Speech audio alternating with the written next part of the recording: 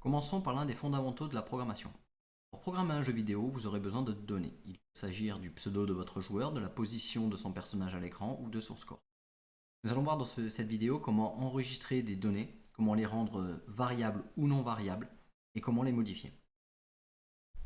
En JavaScript, pour définir une donnée qui peut être variable, nous utilisons le mot-clé let, suivi du nom de la variable, par exemple pseudo, suivi du signe égal pour lui assigner une valeur, et enfin une expression. Donc là, l'expression de la valeur sera mas entre guillemets. Une expression peut être directement une valeur, comme ici le mot mas, comme un chiffre, ça aurait pu être un chiffre, ça peut être un calcul, ça peut être le retour d'une fonction comme nous le verrons plus tard, ainsi de suite.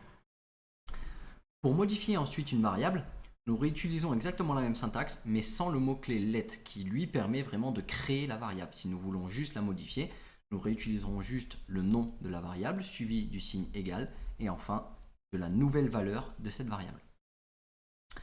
Comme je le disais, le mot-clé let permet de définir une donnée qui va être variable par la suite. Ici, nous avons bien vu, on l'a définie sur mas, et ensuite nous la modifions par masic. Pour définir une donnée qui ne peut être modifiée, nous utilisons le mot-clé const comme constante. Ici, par exemple, nous pourrions définir la largeur de l'écran, qui n'est pas censée être modifiée par la suite. Et à partir de là, en fait, on voit bien que nous ne pouvons pas modifier la largeur de l'écran. Notre IDE, donc notre éditeur de texte, va nous indiquer qu'il n'est pas possible de modifier cette constante parce qu'il s'agit d'une constante. Et il va nous suggérer de la transformer en données variables. Dans le cas des données constantes, on utilise généralement la capitalisation des caractères, c'est-à-dire qu'on met tous les caractères en capital et un séparateur avec l'underscore entre chaque mot pour bien reconnaître par la suite qu'il s'agit d'une constante. Il existe dans les langages de programmation différents types de données. En JavaScript, il existe par exemple les chaînes de caractères, comme nous avons défini ici le pseudo. Il existe les données de type nombre, comme nous venons de le faire ici sur la largeur de l'écran. Il existe aussi la donnée dite booléenne. Un booléen permet de dire si une valeur est vraie ou fausse. Ça ne peut pas être les deux, ça ne peut pas être autre chose que vrai ou faux. Et on utilise donc les mots-clés true, qui veut dire vrai en anglais, et false, qui veut dire faux en anglais, pour définir la valeur.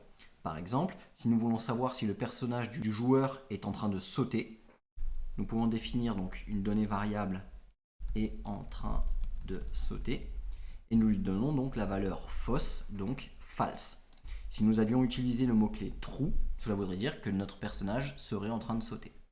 Au-delà de ces trois types de données très basiques, il existe d'autres types de données plus complexes. Nous allons voir dans un instant, il en existe deux. Il existe les tableaux, donc qui permet de regrouper plusieurs données dans une seule et même donnée. Par exemple, let tableau est égal. Donc là, nous utilisons les crochets pour définir qu'il s'agit d'un tableau. Et à l'intérieur, nous lui insérons donc des données. 12, 65, 98. Voilà. Là, nous avons trois données qui sont enregistrées dans un seul et même tableau. Si nous voulions modifier l'une de ces données du tableau, nous utiliserions ce qui s'appelle l'index. Les index d'un tableau en JavaScript commencent par 0, c'est-à-dire que le chiffre 12 est identifié par l'index 0, le chiffre 65 est identifié par l'index 1 et le chiffre 98 ici est identifié par le chiffre 2. Si nous voulions donc modifier la deuxième donnée comprise dans ce tableau, il nous faudrait utiliser donc cette syntaxe, donc tableau, le nom de notre donnée initiale. Nous passons entre crochets l'index, donc ici il s'agit du 1 pour le 65, suivi du signe égal, suivi de sa nouvelle valeur. À partir d'ici, l'index 1 du tableau vaudra 23.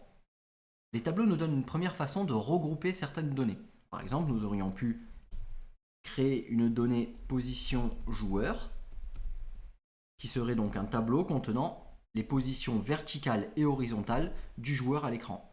Le souci est que, comme vous le voyez, en fait, il est délicat après de se souvenir que la donnée indexée par le chiffre 0 correspond à la donnée horizontale ou verticale, et pareil pour le chiffre 98. Pour créer des données qui doivent être regroupées, comme c'est le cas donc de la position du joueur ici, mais tout en nous permettant d'identifier chacune des données qui est à l'intérieur, nous utiliserions un objet. Pour créer un objet, nous utilisons les accolades. À l'intérieur de ces accolades, nous enregistrons des données. Ici, par exemple, pour la position du joueur, nous allons utiliser l'identifiant X pour la position horizontale, et l'identifiant Y pour la position verticale. Pour accéder à la donnée X ou Y de la position du joueur, nous pourrions, de la même manière que nous l'avons fait ici avec le tableau, utiliser cette même syntaxe. Nous pourrions modifier par exemple la position du joueur X pour qu'elle soit égale à 23. Ici, nous n'utilisons pas les guillemets parce qu'il s'agit donc d'un index numérique, comme nous l'avons vu, donc 0, 1, 2. Ici, dans les objets, les index sont des chaînes de caractères. X est une chaîne de caractères, donc nous devons l'entourer de guillemets pour l'identifier. Il existe une seconde syntaxe pour modifier les données comprises dans un objet, qui est celle-ci. Position joueur, suivi du point, suivi de l'identifiant de la donnée que nous voulons modifier, et enfin donc le signe égal pour la modifier. Nous avons vu là comment créer une donnée et comment la modifier. Nous avons vu aussi comment créer une donnée qui ne soit pas variable, comme la largeur de l'écran ici définie en tant que constante. Nous allons voir maintenant comment lire une donnée. Lire une donnée signifie récupérer la valeur qui est sauvegardée dans cette donnée. Par exemple, si je voulais récupérer la largeur de l'écran pour, par exemple, définir le point central de l'écran, j'utiliserai cette syntaxe. Donc, point central écran. Donc toujours en tant que constante parce que le point central de l'écran n'est pas censé être modifié.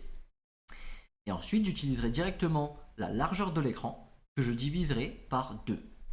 En utilisant ici le nom de la donnée, le langage va nous retourner non pas la chaîne de caractères largeur écran, mais ce qu'elle contient. C'est-à-dire qu'ici, largeur écran à l'exécution de votre code sera remplacé par 1920. Ce qui nous permet donc de lire une donnée. C'est valable aussi pour la position ici Y. Nous pourrions par exemple définir la moitié de la position verticale du joueur simplement en indiquant ceci. Moitié position joueur Y est égal divisé par 2. De la même manière que l'on va modifier une valeur, qu'il s'agisse de cette syntaxe, qu'il s'agisse d'un tableau avec cette syntaxe ou d'une variable classique, il nous suffit d'utiliser exactement la même syntaxe d'identification pour récupérer la valeur contenue dans cette donnée. Nous avons vu donc dans cette première vidéo comment créer, comment modifier et comment lire les données. Nous verrons dans la prochaine vidéo comment conditionner certains comportements de votre jeu. Par exemple, comment donner une valeur X ou Y selon une condition évaluée dans votre jeu.